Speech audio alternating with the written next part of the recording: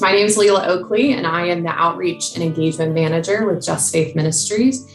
And I'm here along with my colleague, Kristen Dollar, who's a Program Director for Just Faith today. And we're going to spend the next hour letting you all know about the new program that we're going to be launching here in a few short days. As we do with most of our meetings, we're going to begin with a prayer. So I'd invite you to join us in this prayer today. Between, by Rabbi Harold Schulweis. God is not in me, nor in you, but between us. God is not me or mine, nor you or yours, but ours. God is not alone, but in relationship. Not as a separate, lonely power, but through our kinship, our friendship, through our healing and binding and raising up of each other.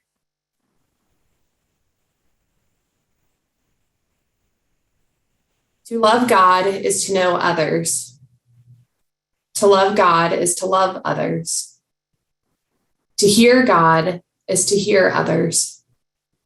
More than meditation, more than insight, more than feeling, between us are claims, obligations, commandments to act, to do, to behave our beliefs. I seek God not as if God were alone, an isolated person, he or she, a process, a power, a being, a thing. I seek God not as if I were alone, a thinker, a meditator, a discrete entity. I seek God in connection, in the nexus of community. I pray and celebrate the betweenness which binds and holds us together. And when I am left alone, I am sustained by my memory of our betweenness and the promise of our betweenness. God is not in me or in you or in God's self, but in betweenness. And it is there that we find evidence of God's reality and our own. Amen. And now we'll watch a short video about the program. In this time of polarization, it's now more important than ever to have tough conversations with people who think differently than we do. Want to talk? Communication Tools for Divided Times is designed to help you do just that. Whether you find yourself navigating a heated disagreement with a spouse, interrupting racism in the office, facilitating political tension in church, or working for systemic change around any justice issue, this program will give you tools for deepening your relationships while staying true to your values. This program looks at the witness of Jesus, how he spoke personally and prophetically to confront injustice amid political unrest. It draws upon the wisdom of experts in nonviolent communication, civil dialogue, and grassroots organizing, providing practical tools for navigating the political division of our time, as well as tough conversations with our loved ones. Over 8 sessions, you will explore how to guide your congregation, family, organization, or local community in moving from us versus them to a greater sense of shared vision. As with any Just Faith Ministries program, you will be joined by 7 to 14 others as you seek to understand these topics and one another in a spirit of humility, openness, and hope. We invite you to join us today.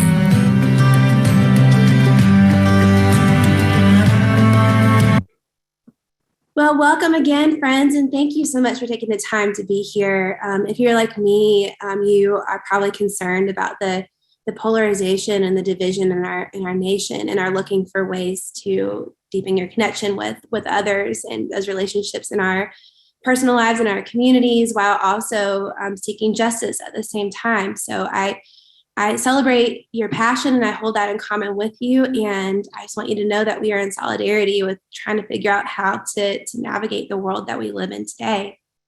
So I want to begin by telling you a little bit about who we are. If you're new to us, you can read this quote here by Jack, our founder. And basically we write programs in order to create small group communities of learning and transformation And the ultimate goal is to, within those communities, to learn to love God more and more each day, and to learn how to do justice more effectively and more faithfully so that we can better love our neighbors. And I'll tell you a little bit about, we have, in addition to our other programs, in addition to this program, Want to Talk communication tools for divided times, we have many other programs of varying lengths, but all of them, for the most part, are 8-week or 8-session segments. The names are pretty much self-explanatory, except for, you'll see up top, the Just Faith and Just Faith Catholic series is on of standing in solidarity with folks experiencing poverty and learning tools for helping to alleviate poverty in our local communities. We, of course, have our racial justice series. There are 3 programs, 3 8-week programs. Just Engagement is a program on grassroots organizing and advocacy to give you some tools for seeking justice more effectively in your community. We have our Engaging Spirituality series, which is it helps to ground folks in the spiritual foundation that they need in order to seek justice. We have a program on hunger, on immigration, on nonviolence. Our consultant on this program, Corey Lockhart, our consultant on this Want to Talk program that we're discussing today, actually wrote the Cultivating Nonviolence program. And we also have our Eco Justice series, Sacred Land, Sacred Air, and then Sacred Water is coming out in the spring. We have a youth program, which is formatted a little bit differently, but it helps to introduce high school youth to the different justice topics and how they can take action. And then we have Good News People, which covers some of the basics and most important points in our Christian theology. So that's just a little bit about us, a broad overview. And now we'll zoom into this program that I'm so excited about. That's going to be launched on next week on the 19th. Want to Talk communication tools for divided times.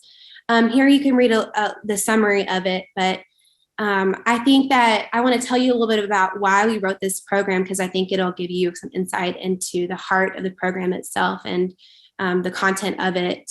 When we were thinking about this program, we had heard from many members of our audience that they were seeking to address the polarization that they were experiencing in their congregations and their denominations, and their families and their communities. I'm a United Methodist myself, and in our denomination, we are experiencing really tough conversations and just lacking the tools for being able to have those conversations. But the same is true. I have a lot of Catholic colleagues on staff with me, and the same is true for them and for many other denominations as well. And so we wanted to give folks tools and support for being able to have those conversations. And the second reason was that we had folks who were going through our racial justice series, and they were really inspired by what they were learning. They emerged from the program wanting to talk to their loved ones and people in positions of power about what they were learning in order to work together to make change. And they kept saying that they really wanted to do that, but they didn't feel that they had the tools to be able to create a space where people could actually hear them and listen to what they were saying. And so those are some of the main reasons why we decided to write this program. And I say all that, but as I was in the process of researching this program for, kind of response to those questions that we kept getting, researching this program, no understatement, changed my life. Like, the way that I navigate my relationships with the people closest to me is entirely different. I, can go on and on about how different my life is because of the research I've done for this program, but I hope that you will dive into it and experience it for yourselves in your own life. So that's kind of a broad overview.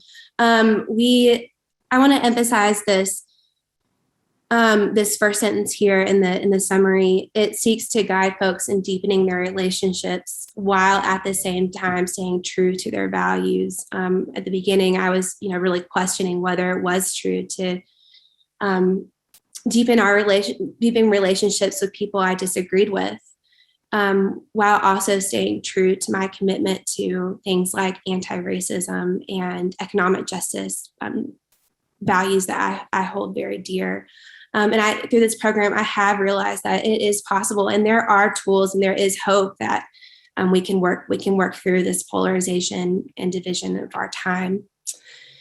So now I want to jump into just an overview of each session. Well, actually, first I'll share some of the program goals. In each session, for the most part, we focus on a specific story from the Gospels to learn how Jesus navigated systemic injustice and political unrest in his time, in order to understand how we can do the same thing today. This program begins with an article you might be familiar with from Walter Wink about the third way. And so if you're familiar with this is a theme that's woven throughout the program.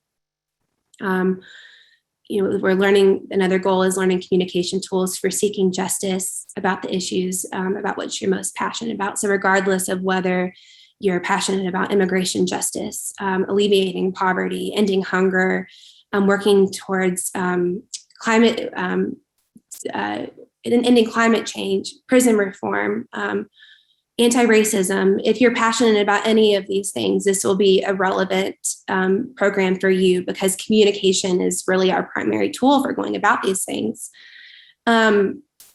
You'll learn ways to navigate disagreement in a healthier way, whether it's in your personal relationships with people who live in your house, or if it's working for systemic change, talking to your city and county council, writing letters, or talking to your congressional representatives, leaders within institutions and organizations of which you're a part. This program will help you with those things.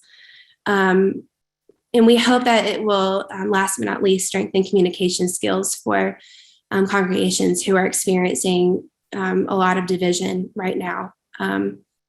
And we hope that it will help you we certainly can't promise, that this will fix all the problems in your congregation. But we know that it does provide some really helpful tools and a starting place for folks to begin to have these tough and important conversations. So now I'm going to dive into each of the sessions just to kind of give you an overview of what's of the content and materials in this program. So we begin by laying the foundation. We look at the impact of violent communication, the way that violent communication has impacted our interpersonal relationships and our nation, so that we can begin to learn tools for communicating in a way that reflects our faith and our commitment to justice and our respect for God's holy image and one another. We look at the principles of nonviolent action by Dr. King, because nonviolence is, not only a way of acting, but it's a way of speaking and communicating as well. And that's the foundation of our program is the nonviolence of Jesus, which was expressed to us through the writings of and speaking of Dr. King. Session 2, moving towards beloved community. So in this session, as you know, right now we are experiencing this system of isolation and alienation and injustice that's just normal to us, part of our daily lives. So we look at the way that how shame and blame have perpetuated this system that we're living in, and we look at a practical tool for recognizing and transforming shame and blame in our interactions with one another. This session introduces something called nonviolent communication, which is a body of wisdom that arose partially out of the civil rights movement from someone whose name was Marshall Rosenberg, who worked on racial justice issues in the 70s and also helped to mediate conflicts around the world, and also just interpersonal conflicts and relationships ordinary relationships as well. So this session 2 will introduce some of those basic concepts. Session 3 is on sacred listening. We all think that we know how to listen well, but I assure you, I thought that I did, but I assure you there's lots to learn here. This session gets at how we can move beyond our judgment in order to really, truly encounter God's image in the other person. as you might have experienced in other Just Faith Ministries programs, doing this can be a deeply spiritual experience. And almost for me, it can almost be an expression of worship, worshiping God, to encounter God's image in someone who I'm listening to. So we'll talk about how we can listen to someone even when we vehemently disagree with them. And it'll give you some practical tools for how we can listen even in these tough situations. Session 4 is called Empathy for Justice. And you'll learn tools for empathy, not only for other people, but also for ourselves as well. And this is really key to embodying the beloved community that Dr. King talked about, and the kingdom of God. So we'll talk about some practical tools, such as making space for ourselves and others, just to be where we are and to empathize with the impact of injustice, even when we don't understand the impact completely, even when we don't entirely understand what someone's experiencing and going through, maybe what they're experiencing, the impact of racism or gender inequities and things like that. And we'll learn how to engage in empathy even when we don't understand. Session 5 is a deep dive into anger. If you're like me, you might have noticed there's almost this like low grade anger just simmering in our conversations in our society all the time. And so this will give some tools for dealing with the hostility and anger that we experience ourselves and might not want to be experiencing, and how to deal with that when that emerges in other people. And we'll talk about how Jesus expressed anger and how anger is appropriate and how we can channel our anger to in a way that's productive and is in line with the principles of our faith. Session 6 is requesting change, demanding change, and it asks these two really important questions. How can we lovingly and from a place of care ask someone to change their behavior? And when we encounter injustice in our communities, how can we effectively ask for or demand change? You might have noticed we are demanding change all the time, and sometimes the way in which ways that we demand or ask for change that are more effective than others. And there are ways to do, that we can do this in a way that really honors the image of God and the person who we hope will change their behavior. So this will get at some of these big questions. After that, we have the immersion experience. There's two options for this. So one option is that folks can engage in this individually. There's some guidelines for engaging with someone in our own lives who thinks differently from us around a certain issue. And so, of course, you'll let that person know ahead of time that you're doing this as part of the class, and this is a opportunity to practice some of those skills that you've been learning. So you can set up a time individually to meet with that person and have maybe a cup of coffee or meet over Zoom and talk about an issue on which you disagree, and try out some of those skills you've been learning. And then your group will reconvene to reflect on your experience and pray together. A second option for the immersion experience is to visit an organization who is working on civil dialogue or justice issues in your community. And this can be really a chance to learn about how you can take action and engage in some of that work that's already going on in your community.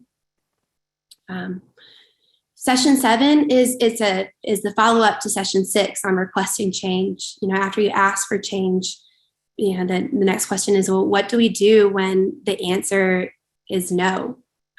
What do we do when that person is not willing to change their behavior? What do we do when the legislator that we reached out to is not willing to institute or to support a law or practice that we think leads to justice?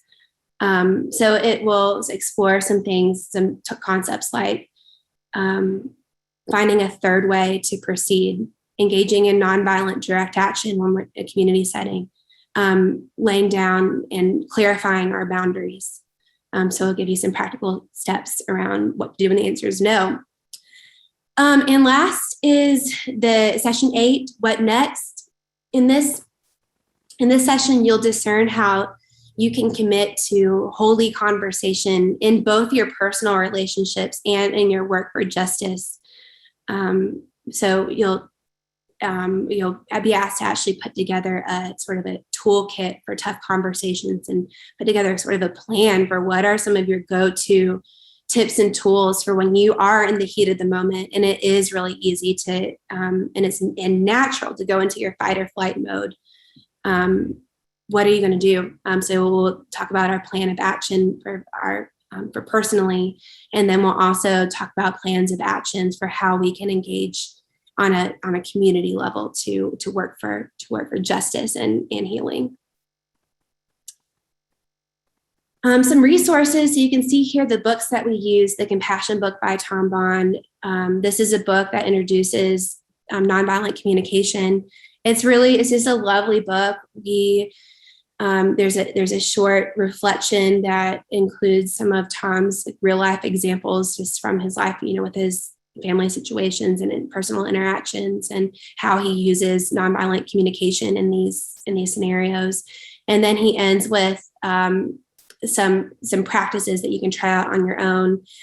This is a really important book, and we just loved it so much because it's so practical. And at the same time, the concepts that he introduces are like really heavy, and each skill, it takes some time to really learn how to implement that in your daily life. It's like, it's almost like learning, when you're like learning how to swim, it requires like putting these motions into muscle memory so that they just come naturally. So the readings they're very short but impactful, and kind of like spoon feed them in a way, because you just do a little bit at a time. And so that said, you do not read the entire book throughout the course of the program. However, we wanted to be very clear that this program is just an introduction to a lifelong journey. And so we expect that this is a book that you will take with you and finish after the program. And it will give you really just the practical ways to continue working on this in your personal relationships.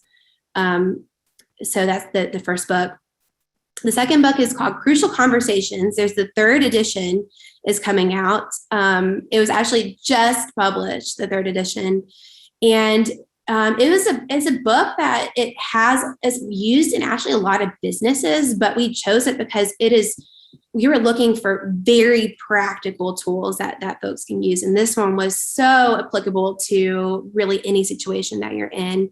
It had very practical examples. We were looking for like something that was very nuts and bolts, especially given the specific situations that folks were bringing to us when they're asking for this program in the first place. So we are probably, we hope that you find it as helpful as we have. In addition, we have some articles and short videos. We particularly lean on the work of Dr. Roxy Manning. She is just fantastic. And, if you can visit her website and read some of her articles and get a little snapshot on who she is. She's a trainer of nonviolent communication, but her expertise is also in anti-racism and navigating justice issues as well. And she's just amazing. I love her so much. I also don't want to forget to mention that we had 2 consultants who are experts in this topic. One of them, you might know, Dr. Lewis Brogdon. He's done some webinars for us before and was also one of our consultants on our racial justice program. And he's doing some like grassroots work on civil dialogue issues right now. So he was one of our consultants. Our other consultant, as I mentioned, is Corey Lockhart. She is a trainer in nonviolent communication and just communicating compassionately as well. She teaches his classes and leads workshops. She did a webinar for us for our 20th anniversary celebration. I felt like every time that I met with her for this program, like I left personally transformed by what she was teaching me. And so I tried to include her, her voice, like echo her voice in this program. She's just phenomenal. She also wrote our program, Cultivating Nonviolence. So if you've taken that program, you're familiar with her work already. And also I want to mention Maggie Jezreel, who you might know, our founder, Jack. Well, Maggie is his spouse, and she is also a trainer in nonviolent communication and compassionate communication. And my initial research was taking her class, and I've continued taking her classes throughout my time writing the program. I started out like researching for work, but it's been so helpful for me personally that I've continued to take her classes. So those are some of the voices who are, in this program, and I couldn't have asked for better resources and people who are more expert in these topics. Thank you, Kristen. That's all I got. As I said at the beginning, if you joined a few minutes late, my name is Leela. I'm the Outreach and Engagement Manager, and I'm going to walk through what you can expect with this program and just a few more nuts and bolts about the program and how you could get started. After I'm done, we'll have a time for questions. So if you have any questions, feel free to go ahead and send those to me through the chat. I'll moderate our Q&A. Or if they come up in the next few minutes, you can just send them in whenever they come to mind. So as Kristen mentioned, this program, like our other programs, is 8 sessions in length. The sessions are 2 hours long. In addition to those 8 sessions, there's the immersion experience. And there's also an optional hour-long get-to-know-you session. So if you're pulling together a group of people who are not already connected to one another, you could begin with an initial session using that hour-long get-to-know-you material to provide a space for people to connect, to know one another better before diving into the content of the program. These programs are designed for small groups. So we recommend between 7 and 14 individuals, including the facilitators of the program. If you're leading this program virtually, we'd encourage you to gather a smaller group, maybe between 7 and 12. We found that through the Zoom platform or a video conferencing platform, a little bit of a smaller group works better. Our programs can be done in person or virtually. So if you find yourself needing to socially distance and you want to have a safe option for that, you can use Zoom or another video conferencing platform. It also allows you to gather together a group of friends or family or colleagues who live across the country or even across the world. So you can maintain community with one another, engaging in the content of this program while not having to be seated in the same room. If you're in a situation where you find yourself able to meet in person, and then because of the circumstances and public health, you need to adjust to virtual, that's also possible because you'll have both versions of the program available to you. As Kristen mentioned, the resources for this program, you will have in between session weekly assignments where you'll have reading from the 2 books that she mentioned, along with articles from Roxy Manning, as well as spiritual practices. So between session, you can expect to spend about 45 minutes to an hour engaging with that content, spending time in prayer and reading, engaging in those spiritual practices before gathering together again the next week. What does a typical session look like? The session models after most of our other sessions. So it begins and ends with a prayer. And then in between that time, there's time of dialogue around the weekly assignment where folks are able to share from the wisdom that they gleaned from the reading or the spiritual practice that they participated in. There's also a lot of activities in this program where groups will be split, for example, into small groups and be prompted to engage in an active listening activity. And then there's time for good dialogue and sharing at the end of that activity. As with all of our other programs, there is a brief break to break up that time, that 2-hour time, so folks can stretch their legs, get some water, and then come back together to engage again. So a few logistics. If you're interested in this program, as Kristen said, it will be available on the 19th, so next week. And what you'll do is you'll go to justfaith.org, you'll see the program on our website, and you'll be able to register at that point. The program costs $225, and that is a group payment that gives the group access to the program for a year. And the only additional fee is the cost of the books for participants. We'd invite you to order your books through Just Faith Ministries, through our bookstore that helps support our organization.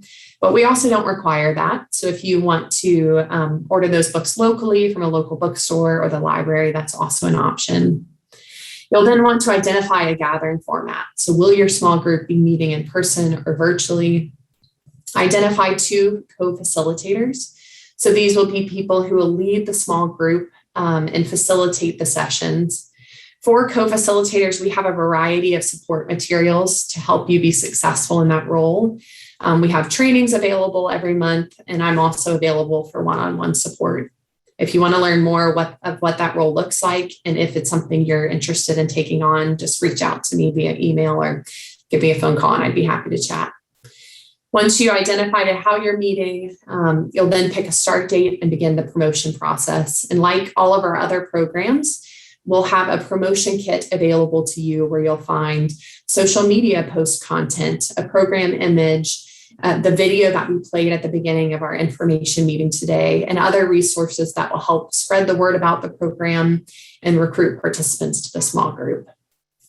And so with that, I'm going to go ahead and stop sharing my screen, and we will jump into questions.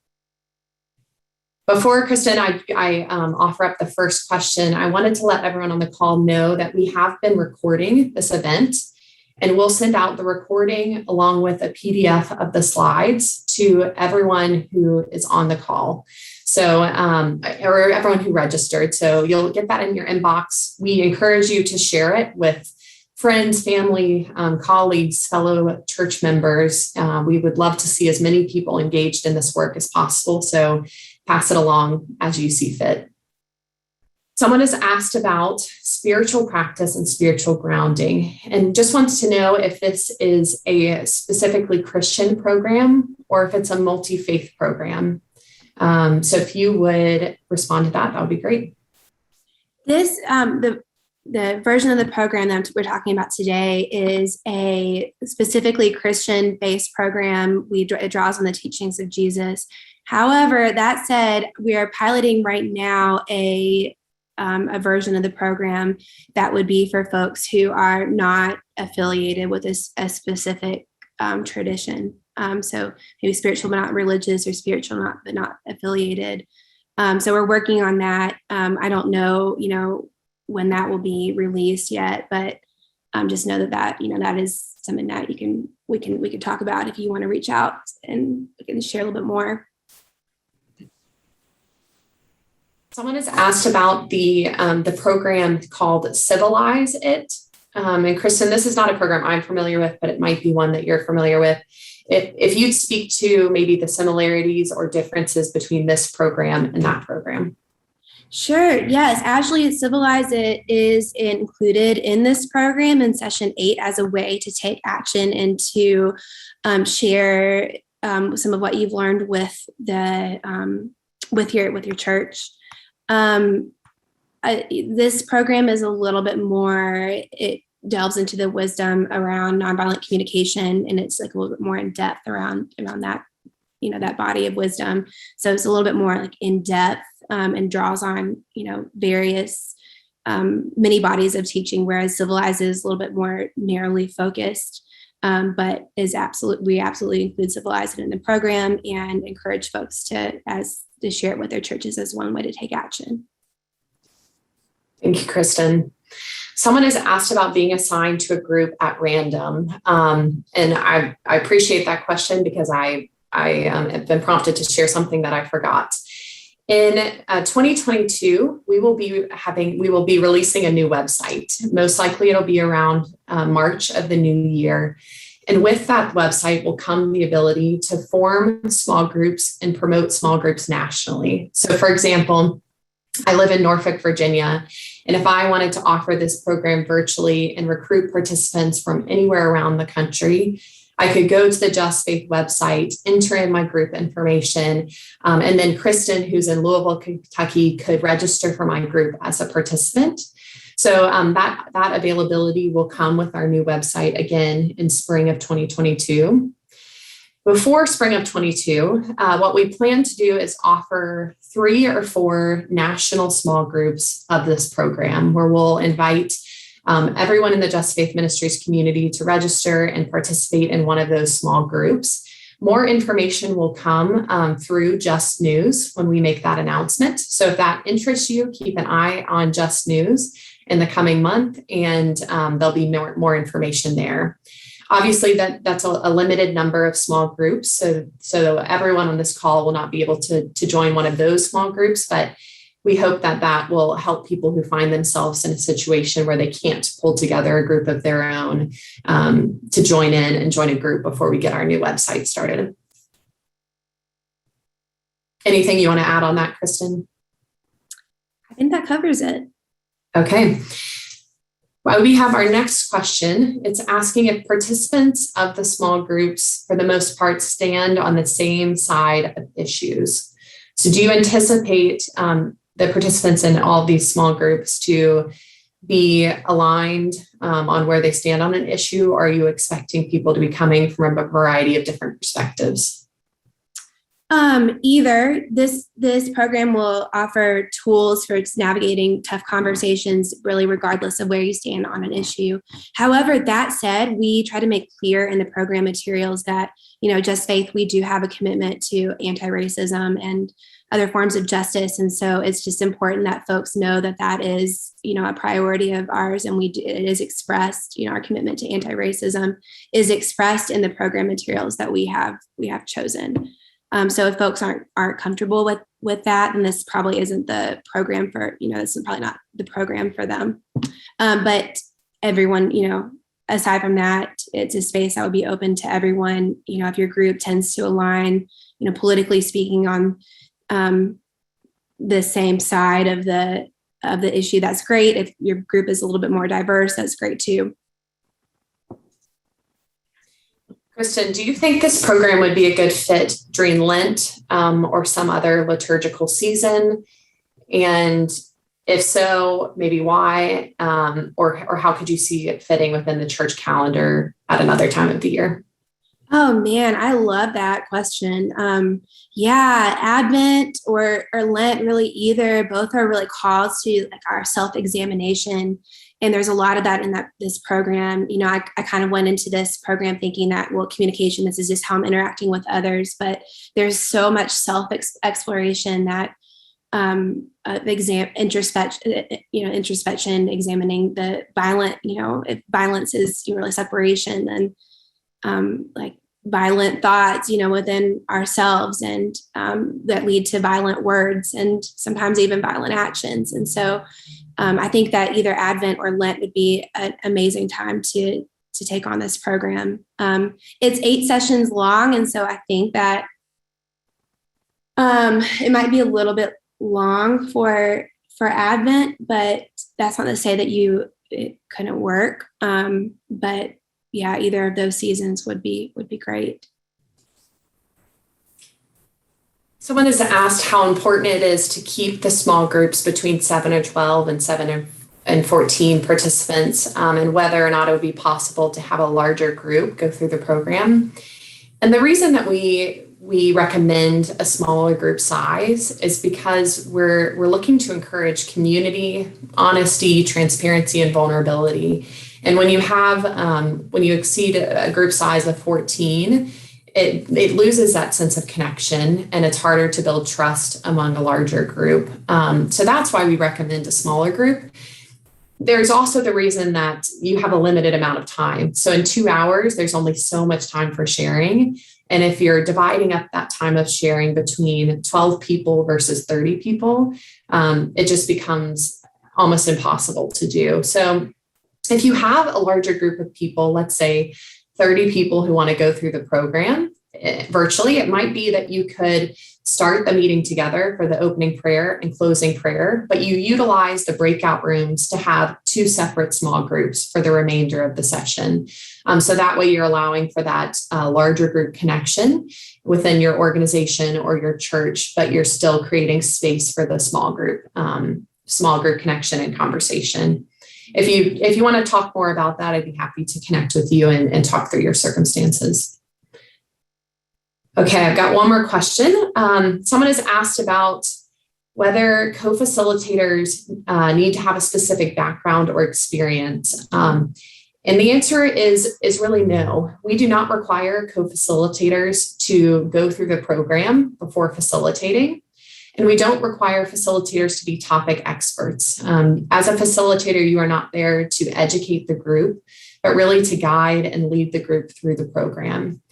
I would encourage new facilitators to attend our bi-monthly new facilitator training. In that training, I will outline the expectations and the role of being a facilitator and give you best practices and tips to be successful in that role. So if you are new, take advantage of that training or reach out to me and we can do a one-on-one training. But besides that training, the materials really make it possible for you to be new to the content, new to our programs, and still be successful. Okay, Kristen, I've got a question for you.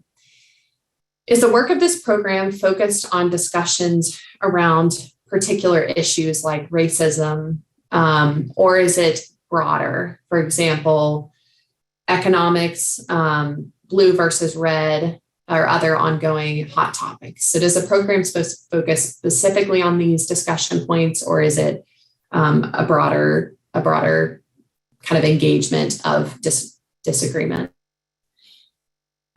So I'll say both. Because of our commitment to anti-racism and because of the interests of our audience and the needs of our audience, there is some information on anti-racism that is woven throughout. However, it is also more broad. There are tools that are introduced through the readings and in-session materials that will apply to whichever topic you are seeking to address. So like, for example, in one exercise in session 3, we ask that participants bring to the session an issue that they feel really passionate about. So that might be like immigration reform or a specific way to alleviate poverty in their community or climate change or something like that. And they kind of do like a simulation with their partner of how they can engage in listening even around this like really heated issue that they care about. So while Roxy Manning is, there is some focus on anti-racism throughout, there's also, the other topics is wide open for you to bring the topics that you care about to the table. That's the goal. Someone has asked, I'll read their full question. We're planning to roll out a parish-wide conversation on race just after Easter. Do you see this program as a way that we can offer support for our community to navigate what engaging in this conversation may bring up for us? Yes, absolutely. This is something that, this is one of the core reasons that we wrote the program in the first place. And our consultant, Dr. Brogdon, was, particularly helpful in trying to keep that, that focus in mind, because we just know that this is a core issue that our folks are wanting to talk about. So absolutely. Yeah.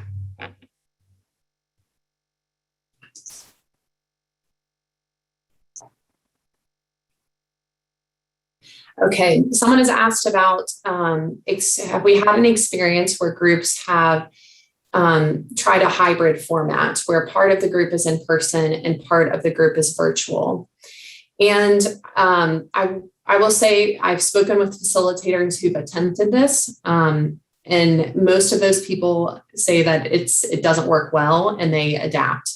And the reason for that is to get the visuals and the audio to work so that the people zooming in to the group can be heard by everyone else in the room, and vice versa is really challenging to do because you have to kind of keep moving the laptop so they can be heard. Everyone in the room has to be pretty patient and speak loudly and clearly so they can be heard by people in the laptop. So what we find best is all in-person groups or all virtual groups. If your group is able to meet virtual, but they'd like some kind of in-person connection, you could do that optional get to know you exercise in person, socially distanced outside.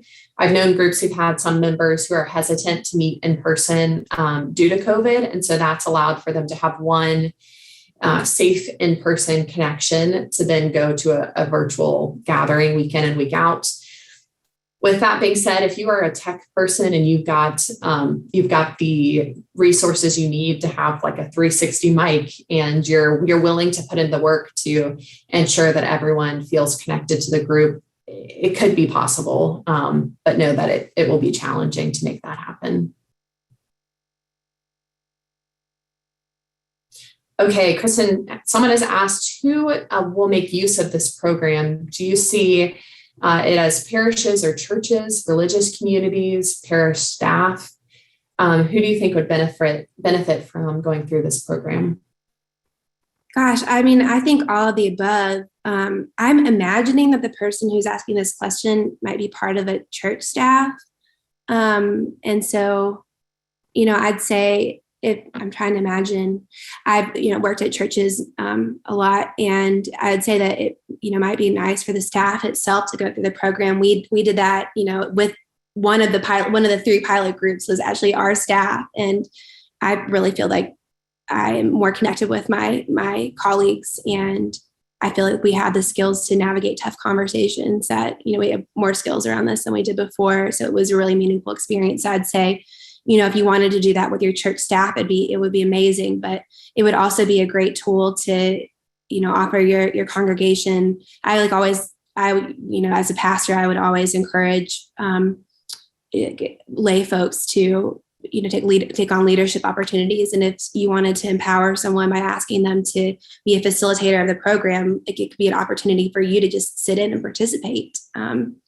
So yeah, however you want to use this is really a program that's meant to be for everybody, is great. But those are just a few ideas that I have. Great. I think I've gotten to every question. If I missed your question, feel free to resend it in the chat. If a question comes up after this meeting that you think of, the minute you log off, I will be sending a follow-up email, and you can reply to me directly or reach out to Kristen. Kristen will put her email in the chat, and I'll put my email in the chat in just a moment. As I mentioned, we will send a follow-up email that includes a PDF version of the slides as well as the recording of this event. You feel free to share that with friends, family, colleagues, fellow church members. As I mentioned a moment ago, keep an eye out in Just News for those virtual small groups that we'll be hosting in the new year, if that's sounds interesting to you. And we look forward to working with you and hope that this program will be of service to you and your community, providing space for deeper connection and conversation. Kristen, do you see any questions on your end? No, I think that's it. Yes, thank you. Thank you so much, everyone. Oh, I'm seeing hand raised. See a hand raised. We currently have it where you are not able to unmute. So if you want to send a question through the chat, that would be great. And Kristen, I did get one more question, and this was a question that you briefly answered earlier, but I think they might have missed your response. So if you'd say again how this program is similar or different to Civilize It, if you would speak to that. Oh, sure, absolutely. So this program is more broad than Civilize It. We do include Civilize It as a suggested action step, and we talk about Civilize It and introduce it in session 8, and encourage folks to take on, use the resources and Civilize It as a way to take action in their churches and communities. However, this program is more broad, and it draws on several bodies of wisdom, including nonviolent communication and Civilize It, and various other bodies of wisdom. So yeah, we definitely love Civilize It and encourage folks to use it. But yeah, as I said, more broad. Okay, I think we might have our 2 last questions. Someone's asked about the books. The books will be available through Just Faith Ministries. So when you go to register, you'll be able to order those through our bookstore. And then someone has asked about whether this program would be a good fit before engaging in the racial justice series. And I really think it could be powerful to start with this program and then go into that series. If you've already done the racial justice series, I think this will be just as helpful on the back end. So you could do this as a small group once you've completed the series. Either way, it's going to give you tools to engage in the work of advocating for racial justice. So you really can't go wrong there. And then the very last question, is this program good for youth? Kristen, what are your thoughts on that? And we'll leave it with that. I would say this is, I think it would be tough. Like if you had a few high schoolers who maybe juniors or seniors, it's possible. However, I know like youth just have a lot going on with, their lives already. Society keeps them so busy. So it's really essential that folks, do their reading and spiritual practice. And I think it might be difficult to do this like as a youth group. But if you had a couple like extra mature juniors or seniors who are interested in joining a group of adults, then be definitely open to that. Okay, well, thank you all for joining us. We're glad to see your faces and to spend a few minutes with you today. We will be in touch and hope you enjoy the rest of your Wednesday.